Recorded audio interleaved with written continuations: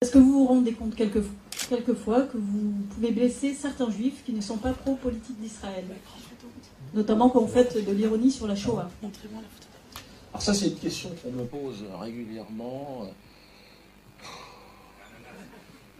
C'est-à-dire, est-ce que cette personne, quand elle est allée voir Casse Départ, est-ce qu'elle s'est intéressée de savoir si elle choquait les descendants d'esclaves qui, pendant 400 ans, ont dû subir ce traitement particulier qu'est l'esclavage, le viol des femmes? Est-ce que cette personne qui vient m'emmerder avec cette question, en fait, s'intéresse aux autres peuples?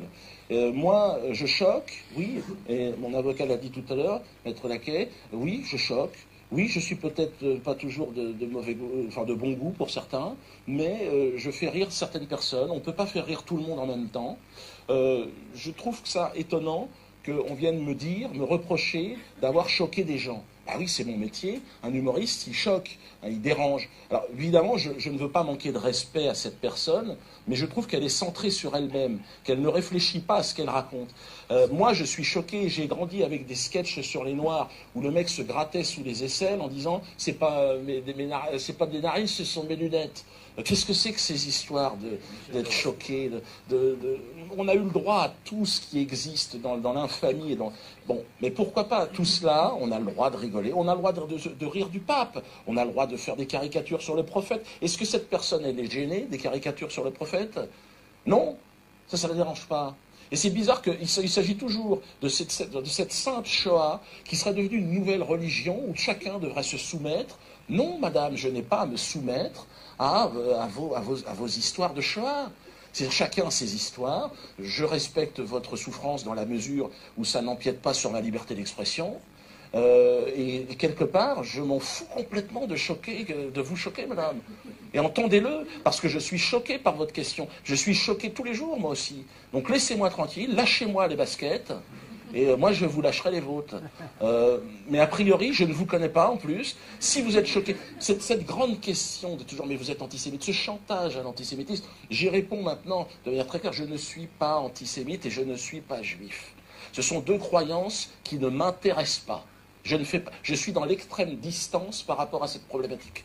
Voilà. Pour moi, il n'y a pas de juifs, il y a des gens sur cette planète qui vont faire comme ils peuvent pour survivre dans cette jungle. Et alors, on essaye de se regrouper autour de valeurs qui sont des valeurs républicaines, une sorte de justice, mais les valeurs communautaires ne me concernent pas. Je suis un anticommunautariste. Voilà.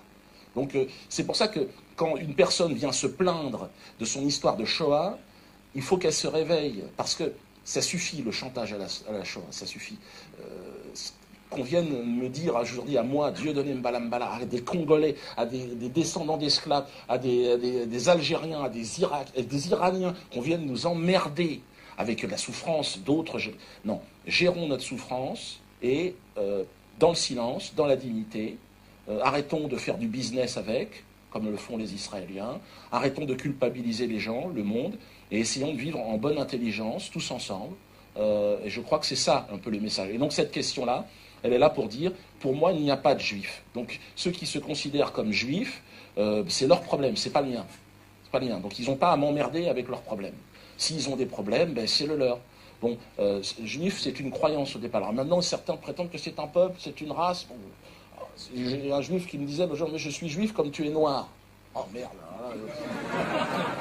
qu'est-ce que c'est que cette histoire? Ça fera l'objet peut-être de la prochaine conférence. Voilà, on pourra en discuter. Voilà. En tout cas, voilà.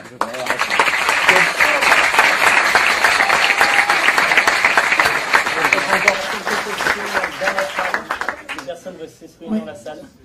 Les élections, là, ceux qui vont voter pour moi vont rigoler. Croyez-moi, on va porter le rire jusqu'au sommet. Jusqu'à cela qui, à mon avis, ne vaut rien du tout. Ça vaut rien. Moi, je vaux rien, mais alors eux, c'est-à-dire que moi, je vaux une chose, je crois, je suis attaché à la vérité parce que je sais que c'est la vérité qui fait rire. Donc, je suis attaché à la vérité par le rire. Parce que aujourd'hui, dire la vérité, la dire, tout ça, ça fait rire les gens. Je dis, tu dis la vérité? C'est la vérité, crétin. C'est ça. C'est terrible ce que je suis en train de dire, mais nous sommes complètement cons. C'est-à-dire que nous sommes devenus complètement stupides. Et le fait même de voir la vérité en face, de voir les choses normalement, ça nous fait, on n'y croit pas, on se dit c'est pas possible. Et donc il faut que ça soit un humoriste, dans un premier temps, qui déblaye un peu le terrain. Et puis après, je sais pas.